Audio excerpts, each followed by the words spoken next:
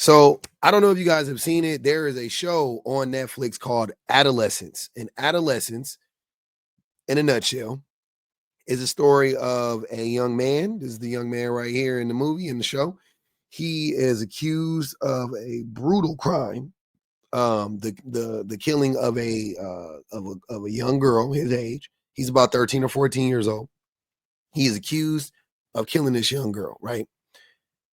I don't want to give away what happens as far as, like the plot twist and all of that. But I do want to talk about the message. I do 100% want to talk about the message. So when I saw this, I was very much enthralled. Like it drew me in, right, on many levels. But the first level that, I felt it drawing me in on was as a parent, as a father to, two boys. And I was very taken aback by the things that had happened in this show. It was side note, it was well written. I mean, the cinematography was awesome. It was beautiful, and the acting was superb. Like it was tens all around on every single level. I just want to get that out there. If you haven't seen it, you definitely should watch it. But as a father of young boys, I often am constantly, I'm constantly scrubbing the content that they consume for misogynistic talking points and ideologies, right? And I hear it all the time. Now, I know that like most men won't hear it because most men are very misogynistic. And most men think that a lot of the stuff that our sons consume, and our daughters even, but this is about the boys right now, that they consume is harmless. You think it's just a rite of passage, but it's not. It's not. My son watches a lot of like gaming content on specifically about like Roblox and Fortnite, right? And the other day, my son had made a comment to me about how perfect my jawline was. And he was talking about, he was like, Daddy has a perfect jawline, and, how he wanted my jawline. And I thought it was just him being like, I don't know, like vulnerable, I guess. And it was, but I'm saying like, I really just thought it was just rooted in him just being like, I just want to be handsome one day, whatever, right? So of course, what I'm saying, I'm like, my guy, you're my twin. Like you're like, if you think I'm handsome, like you're gonna look like me. And also you're already like the cutest kid I know. So like, don't even sweat it, bro. You're good. And so of course I affirm him or whatever, reassure him. But he was talking about how he chews gum to like strengthen his jaw, and so he can have a strong jawline. He's like obsessed with gum. He chews gum all the time, or he tries to. And I just thought it was very interesting, hearing that from him, because, or in the moment, it didn't come off as interesting. It came off as like harmless, right? But then I was reading this book, and I'm in the middle of reading this book called Men Who Hate Women. And Laura Bates, the writer, she references how in the incel community they are obsessed with looks, right? Particularly of boys and men that they refer to as chads or super chads, or something along that line. And essentially the belief is that they're ugly, and that's why they don't get girls. And the only guys that get girls are extremely attractive men. The 80-20 rule, right? 80% of men, 80% of women are attracted to 20% of men. That is straight off of incel, straight from the mouths of incels and the minds of incels, right? So whenever you guys hear men talking about 80-20, just know that they got that from incels. That's not even like a typical misogynistic talking point. Like that is like straight from incel ideology. The most dangerous, you know what I mean? Like that's the connection I want you to make. That's straight from the most dangerous group of men in the manosphere. are incels, right? So when my son was talking about how he was, his obsession with jawlines and all that stuff, I didn't know. I wouldn't have known if I didn't read this book, if I wasn't reading this book. But once I was reading the book, I made the connection. I'm like, oh shit, that's where he got that from. Now, my son is 9 years old. He's not on 4chan. He's not on the other, whatever, he's not on any, social media outside of YouTube, right? And he really only consumes gaming content and shorts also, right? But they talk about that stuff in the games and in the shorts. They talk about that stuff. And as a parent, you have to be hyper vigilant of that, especially if you are a parent of a boy.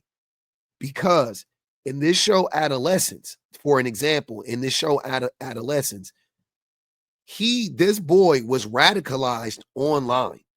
That's where he got the bulk of his knowledge and information from. That's where his hatred for women grew. That's where it was fostered. It started online. Like in my house, I'm very aware of the things that I say around my son about women. I'm hyper aware of that stuff. How I treat his mother, I'm hyper aware of that stuff, right? But most men aren't. Most men aren't clocking that stuff. So I know that we're not paying attention to what's going on online. It's very unsafe. It's very unstable online. And my son being exposed to this type of content while never actually like looking for it or even like directly going into these spaces is enough for me to start sounding the alarm even louder. Because I have been sounding it, but I need to sound it even louder. Like, it's the tip of the iceberg, and that's how it's a pipeline. That's how they get the boys, right? Because if I'm not cute enough, I'm not going to get girls. It's all about my looks. It's all about me having a flashy car or a watch or nice clothes or whatever. It's all these material things, these physical things. It's not about who I am as a person, you know? And if my 9-year-old son, who pretty much the only time that he consumes YouTube is on our television, so we constantly hear every fucking thing that he watches. I'm listening all the time. I'm around the kid all the time. My wife, he's almost never alone. I mean, he literally doesn't want to be alone. He wants to be around us all the time. We hear 99% of the stuff that he is consuming. And we still missed it. That's what I want us to understand as parents, but specifically as men. You need to pay attention to that. This story it hit so close to home in that way. I know little boys right now, elementary, junior high school, that already are exhibiting, characteristics of men and boys who hate women, right? They harass women online. They harass little girls. Sorry. They're harassing little girls online. They're harassing little girls at school. And it's not, I mean, again, when we were growing up, it was boys will be boys. But that's not a good enough reason in 2025. Like, we cannot use that excuse. It is very much serious. It is a very serious issue. And the earlier that we can intervene, the better. I am hell bent on making sure that I expose as much of this toxic content that I can. I'm going to make it my mission to come up. Like, I'm going to come out with a series of like clips of content that I come across where they're talking, using Redpill, verbiage to, I mean, just in their just lexicon, in their just daily lexicon, right? Like they talk about Sigma. Like, there's a song that my son sings all the time: Sigma boy, Sigma boy, Sigma, Sigma, Sigma boy. Like, I'm like, why? Where are you getting that from? Why are you singing that song? Like, I let him do. Don't get me wrong. Like, it's too late for that. I'm like, but he doesn't, because he doesn't even know what it means. You know what I'm saying? But still, He's getting accustomed to hearing that word and chastising what would be perceived as a Sigma boy. So he is associating a negative stereotype with that word. It's already playing in his brain, you know? Then I've heard him talk. I've heard the alpha reference. I've seen the content.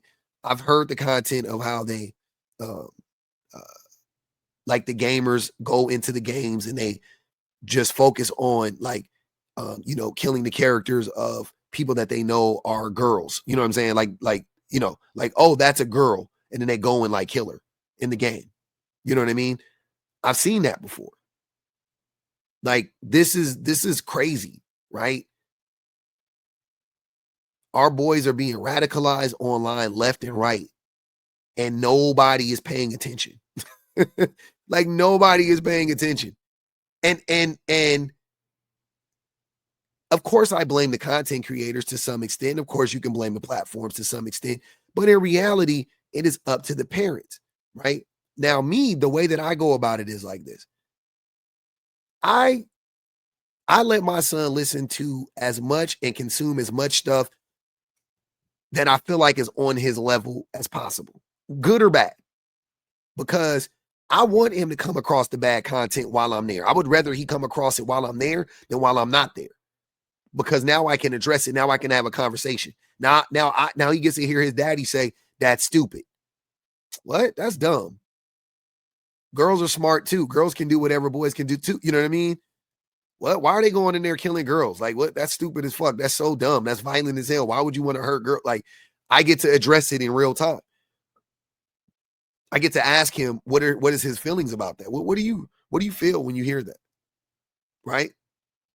I don't believe in censoring and and hiding and pushing things to the fringes, right? I don't think we have to do that all the time. Some stuff, yes, but I'm saying for the most part, I don't believe that. I believe you combat bad ideology with good ideology. You don't do it by just cutting it out, because, and the reason why I'm saying that too is because you can't remove it. Like that's not a reality. You can't protect them from it. If we could, I would prefer we did it. You see what I'm saying? But we can't do it that way. Like I know he is going to be eventually exposed to it. Right? It's like teaching your kid abstinence as opposed to teaching your kid to respect their body, respect the bodies of other people and the autonomy of other people, and also to protect themselves if and when they do decide to have sex. You know what I'm saying? Teaching them the pros and the cons of having sex, the threats of having sex. That's my approach. It's never abstain. It's never black and white. It's never you can't consume this ever. It's never that. It's like, yeah, oh, but what do you get out of that when you watch that? How does that make you feel? You believe that? You believe what he's saying? I challenge the thought, you know? I challenge the thought. And I think that's important. I think we need to start doing that more and more and more and more. I think we need to start challenging the thoughts of our children and making sure that they understand why they think the way that they think. And in adolescence, there is a part when the parents are, after everything is all said and done, they're asking themselves, what did they do wrong? Have they done anything wrong? We could have done better. I don't want to be that parent. I don't want to be the parent questioning if I could have done something better, if I could have been a better parent to my child. Like I want to leave it all as a former athlete. I want to leave it all on the court. I want to leave it all on the field. You know? Hey, if my son, if he turns out, not to be a good person, I want to know I didn't have nothing to do with it. You know what I'm saying? I did everything I possibly could. That I possibly could. Doesn't mean make me perfect, by the way, but I've done everything I possibly could. Right. And one of the things that I'm making sure that I do is making sure that I pay extra close attention to the things that my son consumes and also to the way that my son thinks. So moving forward, if you guys hear anything like that, if your sons, you got small children, you got teenage children, you got adolescent children, boys especially, and they have a history of harassing little girls, they're girl obsessed even, anything like that, uh, I'm definitely into checking their social media accounts, all of that type of stuff. But what you're looking for is certain keywords. You're looking for certain behaviors. You're looking for certain keywords and you're looking for certain behaviors, right? They call it mewing, by the way, the chewing and strengthening of your jaw. They call it mewing.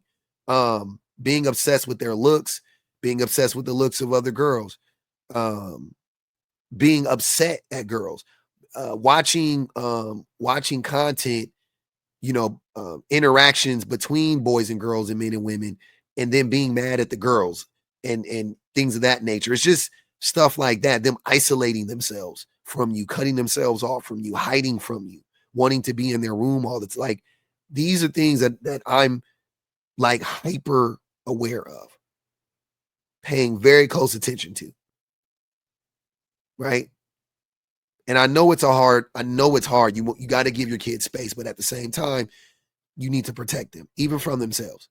So I just wanted to say that. Like I said, if you guys haven't seen it, watch Adolescence. I think it's a great show. I think it's a must watch. I think they need to be showing this in elementary schools, junior high schools, and high schools across the country. And I think this is definitely a show you should watch with your adolescent child.